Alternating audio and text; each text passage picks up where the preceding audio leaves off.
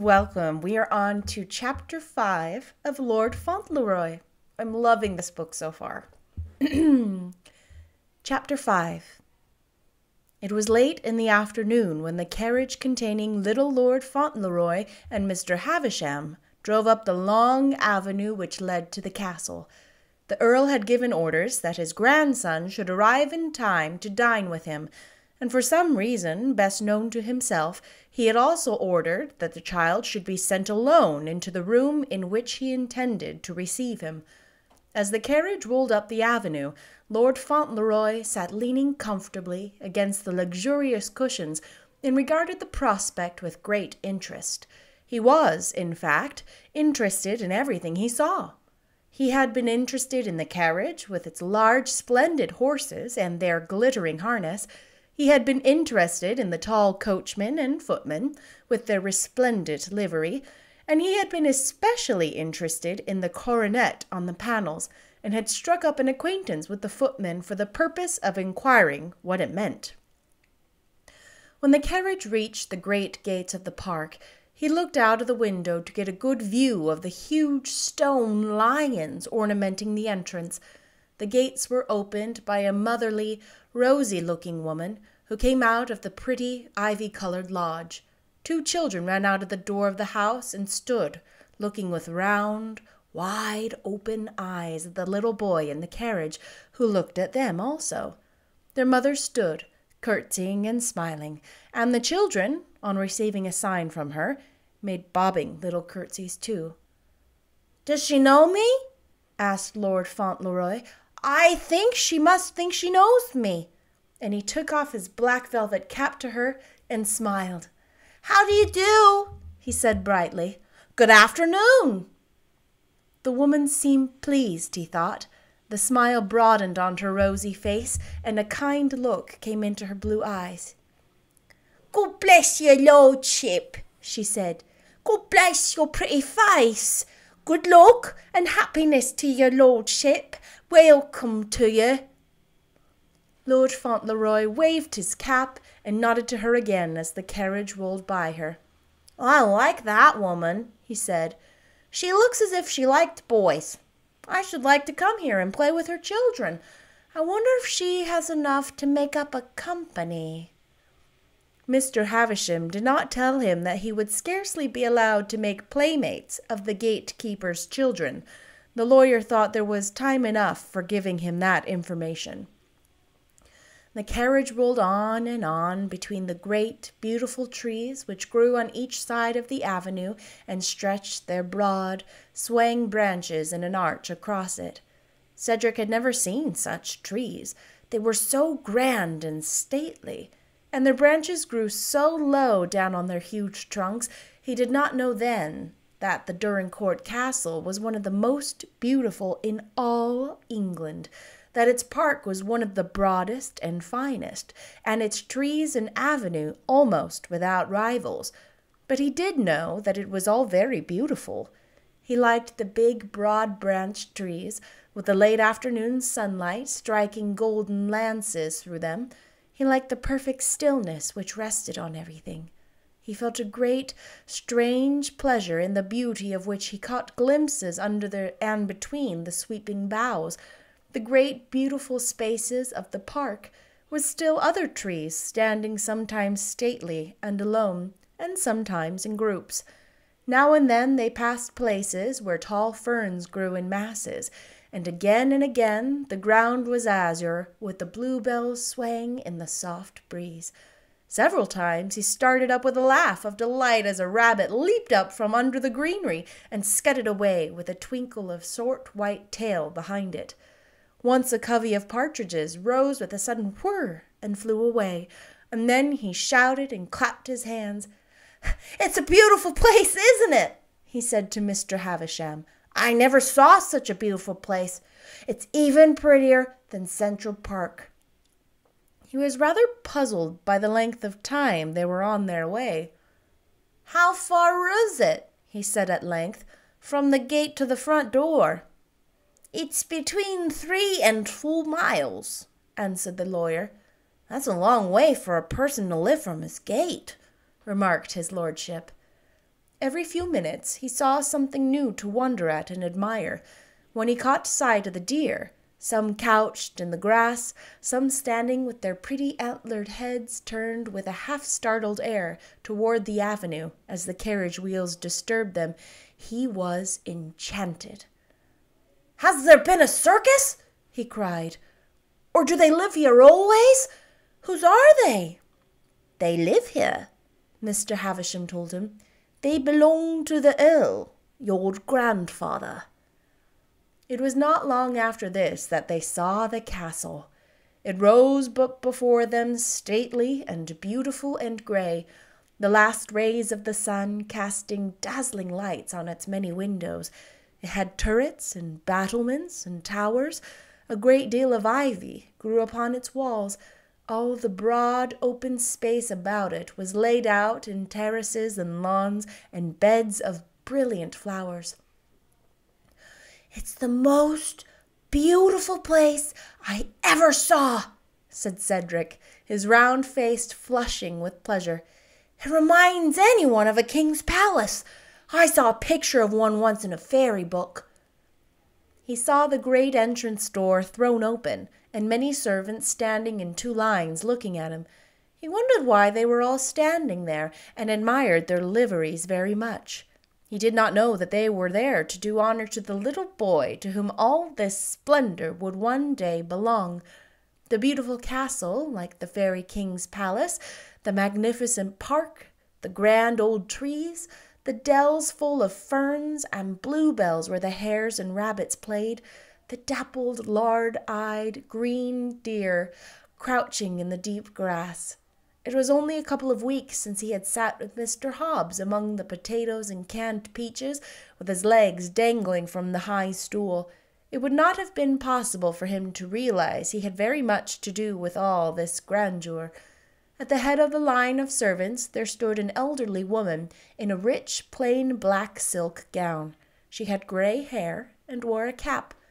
As he entered the hall, she stood nearer than the rest, and the child thought from the look in her eyes that she was going to speak to Mr. Havisham, who held his hand, paused a moment.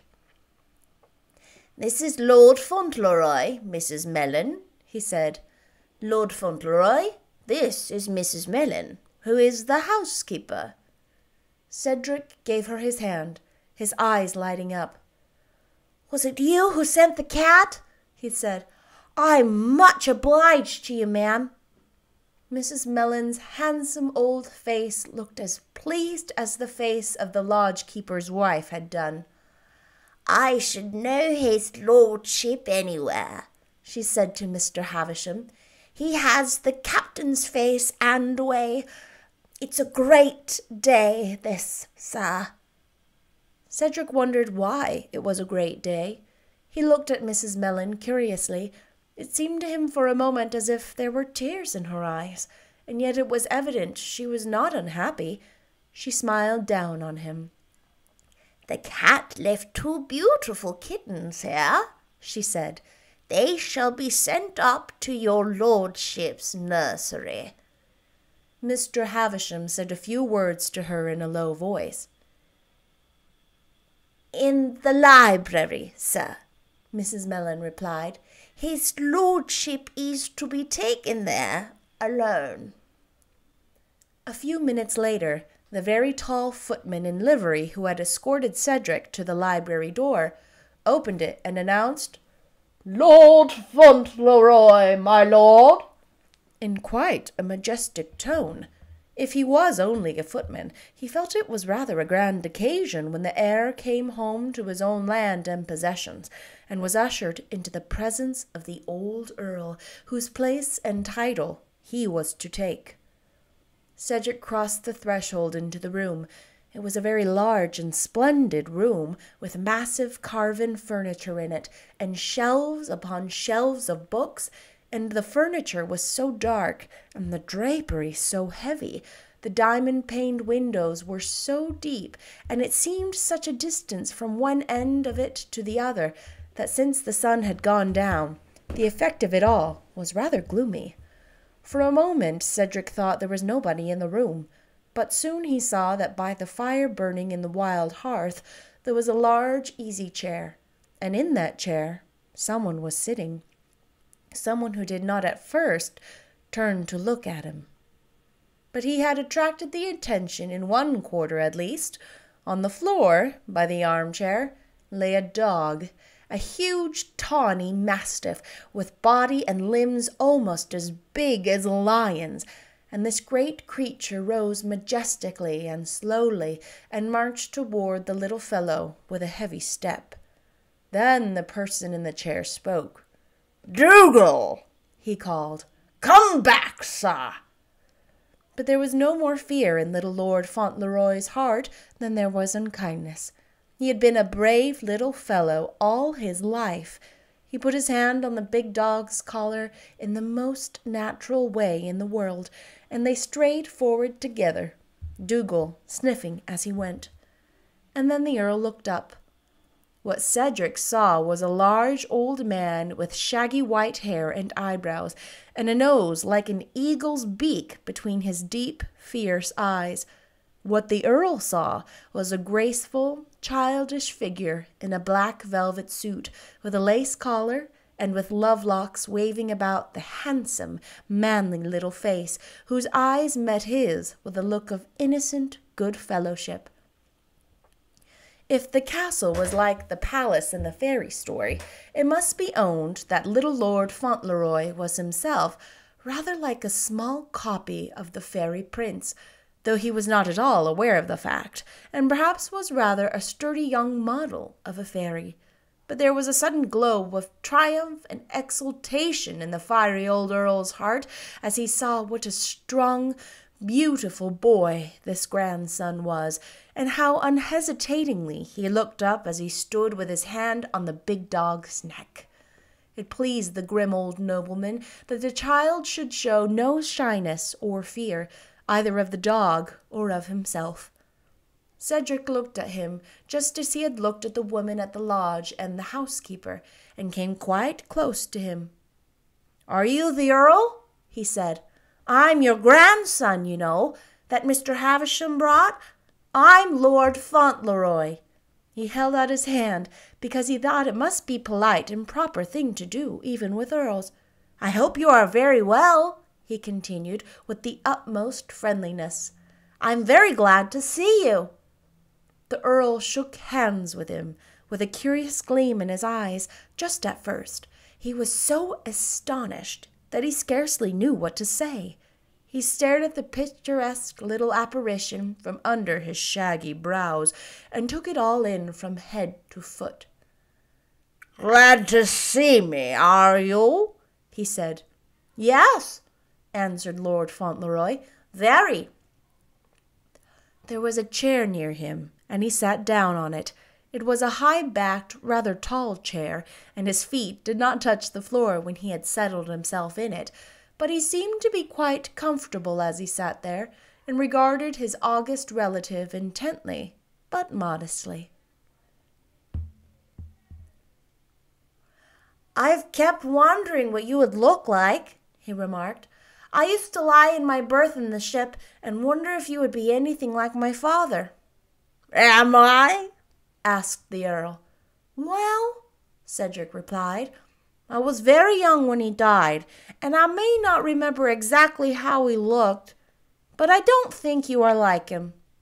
"You are disappointed, I suppose?" suggested his grandfather. "Oh, no," responded Cedric politely.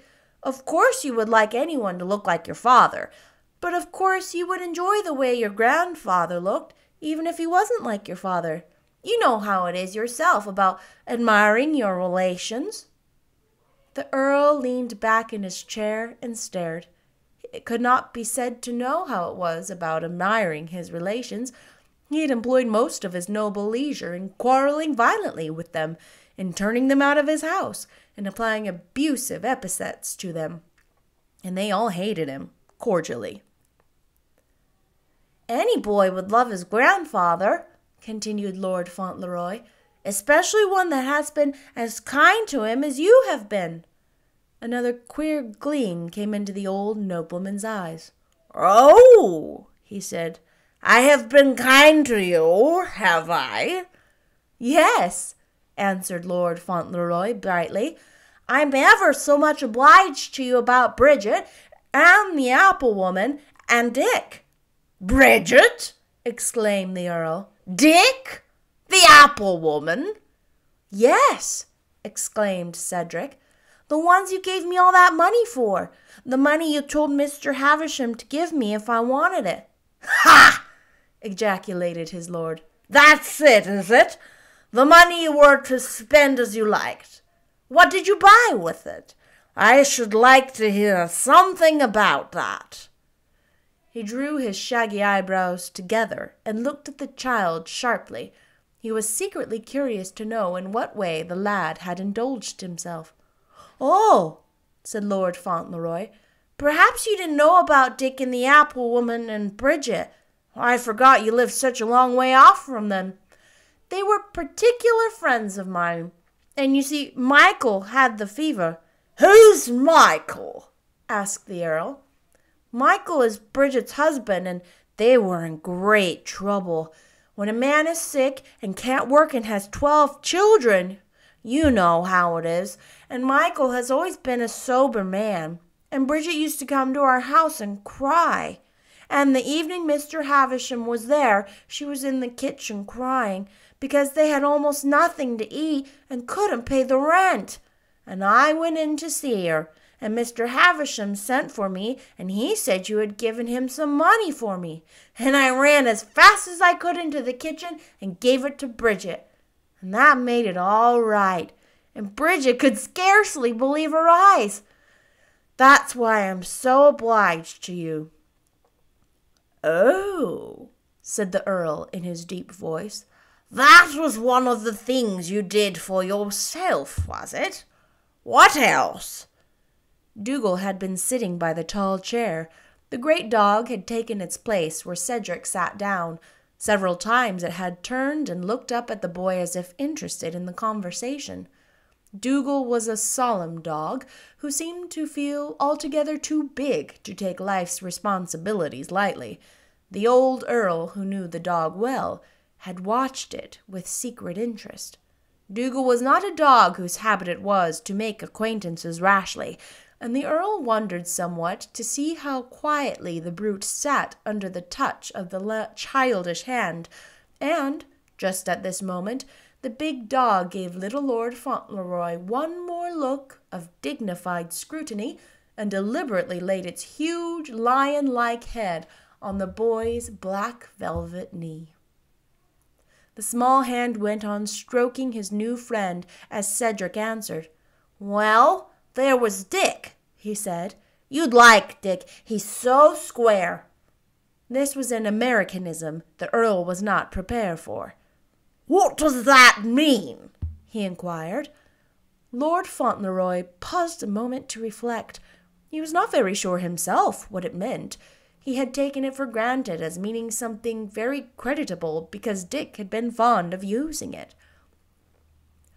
"I think it means he wouldn't cheat anyone," he exclaimed, "or hit a boy who was under his size, and that he blacks people's boots very well and makes them shine as much as he can. He's a professional boot black." "And he's one of your acquaintances, is he?" said the Earl. "He's an old friend of mine," replied his grandson. "Not quite as old as Mr. Hobbs, but quite old. He gave me a present just before the ship sailed." He put out his hand into his pocket and drew forth a neatly folded red object and opened it with an air of affectionate pride. It was the red silk handkerchief with the large purple horseshoes and heads on it. "He gave me this," said his young lordship. "I shall keep it always. You can wear it around your neck or keep it in your pocket. He bought it with the first money he earned after I bought Jake out and gave him the new brushes. It's a keepsake. I put some poetry in Mr. Hobbs' watch. It was, 'When this you see, remember me. When this I see, I shall always remember Dick.'" The sensations of the Right Honourable the Earl of Dorincourt could scarcely be described. He was not an old nobleman who was very easily bewildered because he had seen a great deal of the world, but here was something he found so novel that it almost took his lordly breath away and caused him some singular emotions. He had never cared for children. He had been so occupied with his own pleasures that he had never had time to care for them. His own sons had not interested him when they were very young, though sometimes he remembered having thought Cedric's father a handsome and strong little fellow. He had been so selfish himself that he had missed the pleasure of seeing unselfishness in others, and he had not known how tender and faithful and affectionate a kind-hearted little child can be, and how innocent and unconscious are its simple, generous impulses. A boy had always seemed to him a most objectionable little animal, selfish and greedy and boisterous when not under strict restraint. His own 2 eldest sons had given their tutors constant trouble and annoyance, and of the younger one he fancied he had heard few complaints because the boy was of no particular importance. It had never once occurred to him that he should like his grandson. He had sent for little Cedric because his pride impelled him to do so. If the boy was to take his place in the future, he did not wish his name to be made ridiculous by descending to an uneducated boor. He had been convinced the boy would be a clownish fellow if he were brought up in America. He had no feeling of affection for the lad. His only hope was that he should find him decently well-featured and with a respectable share of sense. He had been so disappointed in his other sons, and had been made so furious by Captain Errol's American marriage, that he had never once thought that anything credible should come from it. When the footman had announced Lord Fauntleroy, he had almost dreaded to look at the boy, lest he should find him all that he feared. It was because of his feeling that he had ordered the child should be sent to him alone. His pride could not endure that others should see his disappointment, if he was not to be disappointed.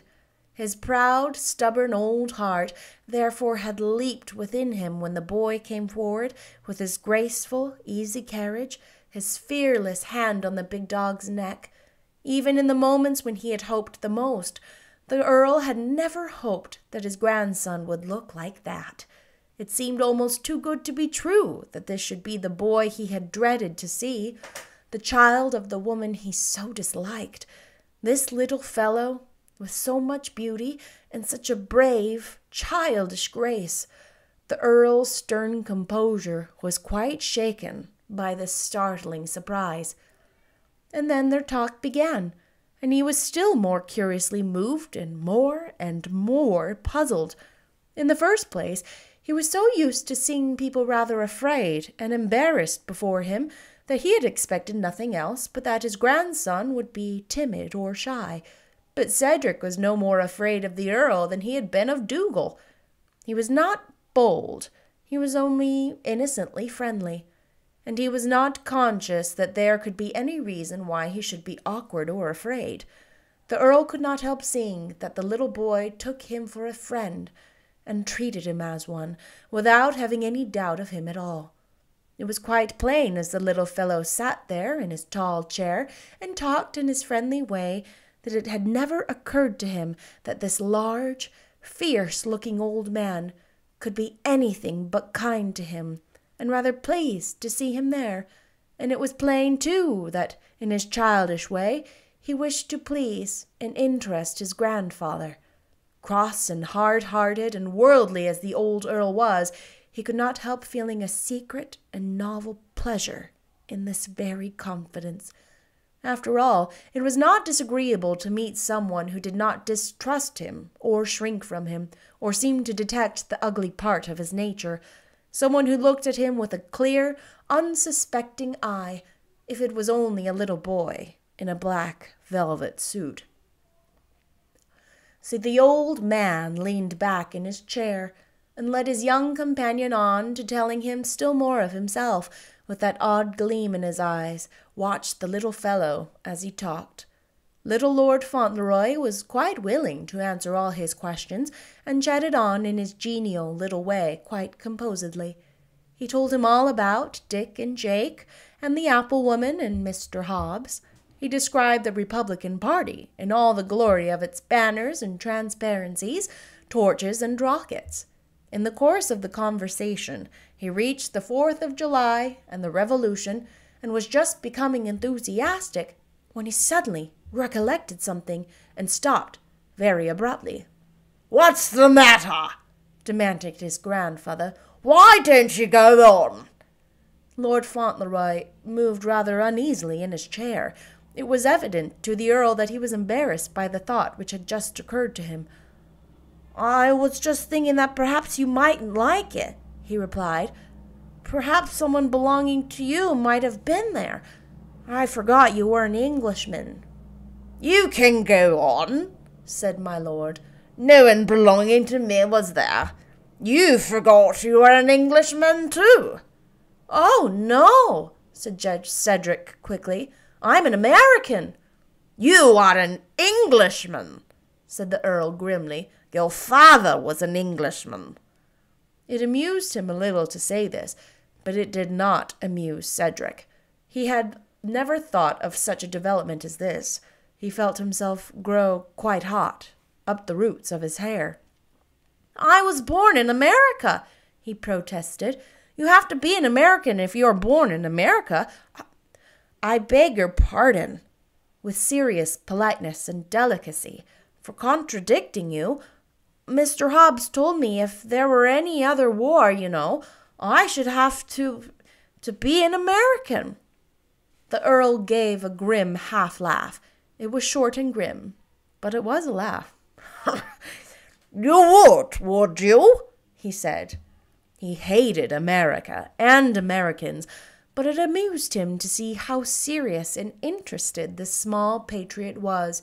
He thought that so good an American might make a rather good Englishman when he was a man. They had not time to go very deep into the Revolution again, and indeed Lord Fauntleroy felt some delicacy about returning to the subject before dinner was announced. Cedric left his chair and went to his noble kinsman. He looked down at his gouty foot. "Would you like me to help you?" he asked politely. "You could lean on me, Once, when Mr. Hobbs hurt his foot with a potato barrel rolling on it, he used to lean on me." The big footman almost periled his reputation and this situation by smiling. He was an aristocratic footman who had always lived in the best of noble families, and he had never smiled. Indeed, he would have felt himself a disgraced and vulgar footman if he had allowed himself to be led by any circumstance whatever into such an indiscretion as a smile. But he had a very narrow escape. He only just saved himself by staring straight over the Earl's head at a very ugly picture. The Earl looked his valiant young relative over from head to foot. "Do you think you could do it?" he asked gruffly. "I think I could," said Cedric. "I'm strong. I'm 7, You could lean on your stick on one side and me on the other. Dick says I've a good deal of muscle for a boy that's only 7. He shut his hand and moved it upward to his shoulder, so that the Earl might see the muscle Dick had kindly approved of, and his face was so grave and earnest that the footman found it necessary to look very hard indeed at the ugly picture. "Well," said the Earl, "you may try." Cedric gave him his stick and began to assist him to rise. Usually the footman did this, and was violently sworn at when his lordship had an extra twinge of gout. The Earl was not a very polite person, as a rule, and many a time the huge footmen about him quaked inside their imposing liveries. But this evening he did not swear, though his gouty foot gave him more twinges than once. He chose to try an experiment. He got up slowly and put his hand on the small shoulder presented to him with so much courage. Little Lord Fauntleroy made a careful step forward, looking down at the gouty leg. "Just lean on me," he said, with encouraging good cheer. "I'll walk very slowly." If the Earl had been supported by the footman, he would have rested less on his stick and more on his assistant's arm, and yet it was part of his experiment to let his grandson feel his burden as no light weight. It was quite a heavy weight indeed, and after a few steps his young lordship's face grew quite hot, and his heart beat rather fast, but he braced himself sturdily, remembering his muscle and Dick's approval of it. "Don't be afraid of leaning on me," he panted. "I'm all right if it isn't a very long way." It was not really very far to the dining room, but it seemed rather a long way to Cedric before they reached the chair at the head of the table. The hand was on his shoulder, seemed to grow heavier at every step, and his face grew redder and hotter and his breath shorter, but he never thought of giving up. He stiffened his childish muscles, held his head erect, and encouraged the Earl as he limped along.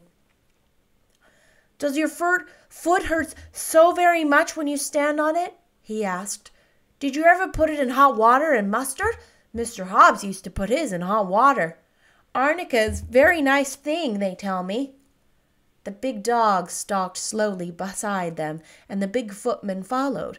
Several times he looked very queer as he watched the little figure making the very most of all its strength and bearing its burden with such good will. The Earl, too, looked rather queer once as he glanced sideways down at the flushed little face. When they entered the room where they were to dine, Cedric saw it was a very large and imposing one, and that the footman who stood behind the chair at the head of the table stared very hard as they came in. But they reached the chair at last. The hand was removed from his shoulder, and the Earl was fairly seated. "It's a warm night, isn't it?" he said. "Perhaps you need a fire because of your foot, but it seems just a little warm to me." His delicate consideration for his noble relative's feelings was such that he did not wish to seem to intimate that any of his surroundings were unnecessary. "You have been doing some rather hard work," said the Earl. "Oh, no," said Lord Fauntleroy. "It wasn't exactly hard, but I got a little warm. A person will get warm in summertime." And he rubbed his damp curls rather vigorously with the gorgeous handkerchief. His own chair was placed at the other end of the table, opposite his grandfather's. It was a chair with arms, and intended for a much larger individual than himself. Indeed, everything he had seen so far, the great rooms with their high ceilings, the massive furniture, the big footman, the big dog, the Earl himself, were all of proportions calculated to make this little lad feel that he was very small indeed. But that did not trouble him. He had never thought himself very large or important, and he was quite willing to accommodate himself even to circumstances which rather overpowered him. Perhaps he had never looked so little a fellow as when he seated now in his great chair at the end of the table. Notwithstanding his solitary existence, the Earl chose to live in some state. He was fond of his dinner, and he dined in a formal style. Cedric looked at him across a glitter of splendid glass and plate, which to his unaccustomed eyes seemed quite dazzling. A stranger looking on might well have smiled at the picture, the great stately room, the big liveried servants, the bright lights, the glittering silver and glass, the fierce-looking old nobleman at the head of the table, and the very small boy at the foot. Dinner was usually a very serious matter with the Earl, and it was a very serious matter with the cook, if his lordship was not pleased or had an indifferent appetite. Today, however, his appetite seemed a trifle better than usual, perhaps because he had something to think of besides the flavor of the entrees and the management of the gravies. His grandson gave him something to think of. He kept looking at him across the table. He did not say very much himself, but he managed to make the boy talk. He had never imagined that he could be entertained by hearing a child talk, but Lord Fauntleroy at once puzzled and amused him, and he kept remembering how he had let the childish shoulder feel his weight, just for the sake of trying how far the boy's courage and endurance would go, and it pleased him to know that his grandson had not quailed and had not seemed to think even for a moment of giving up what he had undertaken to do. "You don't wear your coronet all the time?" remarked Lord Fauntleroy respectfully. "No," replied the Earl with his grim smile. "It is not becoming to me." "Mr. Hobbs said you always wore it," said Cedric, "but after he thought it over, he said he supposed you must take it off sometimes to put your hat on." "Yes," said the Earl, "I take it off occasionally." And one of the footmen suddenly turned aside and gave a singular little cough behind his hand. Cedric finished his dinner first, and then he leaned back in his chair and took a survey of the room. "You must be very proud of your house," he said. "It's such a beautiful house. I never saw anything so beautiful. But of course I'm only 7. I haven't seen much." "And you think I must be proud of it, do you?" said the Earl. "I should think anyone would be proud of it," replied Lord Fauntleroy. "I should be proud of it if it were my house. Everything about it is beautiful. And the park and those trees, how beautiful they are and how the leaves rustle." Then he paused an instant and looked across the table rather wistfully. "It's a very big house for just 2 people to live in, isn't it?" he said. "It is quite large enough for 2, answered the Earl. "Do you find it too large?" His little lordship hesitated a moment. "I was only thinking," he said, "that if 2 people lived in it who were not very good companions, they might feel lonely sometimes." "Do you think I shall make a good companion?" inquired the Earl. "Yes," replied Cedric, "I think you will. Mr. Hobbs and I were great friends. He was the very best friend I had, except Dearest." The Earl made a quick movement of his bushy eyebrows. "Who is Dearest?" "She is my mother," said Lord Fauntleroy in a rather low, quiet little voice. Perhaps he was a trifle tired, as his bedtime was nearing, and perhaps after the excitement of the last few days it was natural he should be tired. So perhaps, too, the feeling of weariness brought to him a vague sense of loneliness in the remembrance that tonight he was not to sleep at home, watched over by the loving eyes of that best friend of his. They had always been best friends, this boy and his young mother. He could not help thinking of her, and the more he thought of her, the less he was inclined to talk. By the time the dinner was at an end, the Earl saw that there was a faint shadow on his face. But Cedric bore himself with excellent courage, and when they went back to the library, though the tall footman walked on the one side of his master, the Earl's hand rested on his grandson's shoulder, though not so heavily as before. When the footman left them alone, Cedric sat down upon the hearth rug near Dougal. For a few minutes he stroked the dog's ears in silence and looked at the fire. The Earl watched him. The boy's eyes looked wistful and thoughtful, and once or twice he gave a little sigh. The Earl sat still and kept his eyes fixed on his grandson. "Fauntleroy," he said at last, "what are you thinking of?" Fauntleroy looked up with a manful effort at a smile. "I was thinking about Dearest," he said, and I think I'd better get up and walk up and down the room." He rose up and put his hands in his small pockets and began to walk to and fro. His eyes were very bright, and his lips were pressed together, but he kept his head up and walked firmly. Dougal moved lazily and looked at him, and then stood up. He walked over to the child and began to follow him uneasily. Fauntleroy drew one hand from his pocket and laid it on the dog's head. "He's a very nice dog," he said. "He's my friend. He knows how I feel." How do you feel?" asked the Earl. It disturbed him to see the struggle the little fellow was having with his first feeling of homesickness, but it pleased him to see that he was making so brave an effort to bear it well. He liked this childish courage. "Come here," he said. Fauntleroy went to him. "I never was away from my own house before," said the boy, with a troubled look in his brown eyes.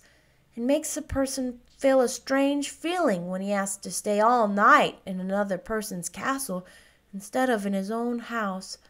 But Dearest is not very far away from me. She told me to remember that. And I'm 7. And I can look at the picture she gave me." He put his hand in his pocket and brought out a small violet velvet-covered case. "This is it," he said. "You see, you press this spring, and it opens, and she is in there." He had come close to the Earl's chair, and as he drew forth the little case, he leaned against the arm of it and against the old man's arm, too, as confidingly as if children had always leaned there.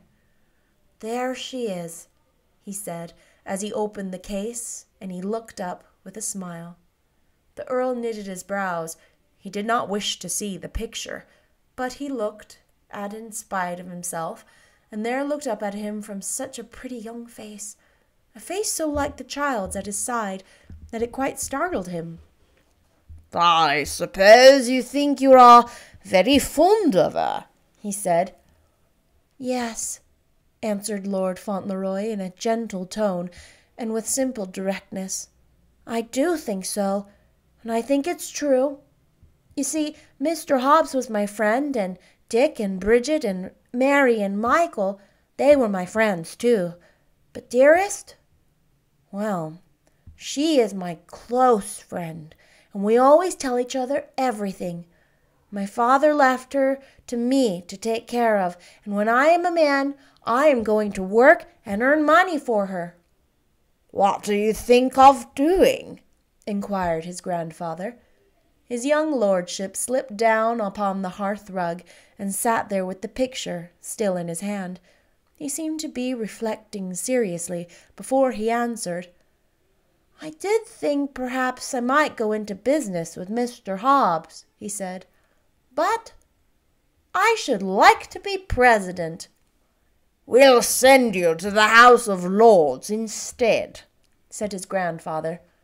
"Well," remarked Lord Fauntleroy, "if I couldn't be president, if that is a good business, I shouldn't mind.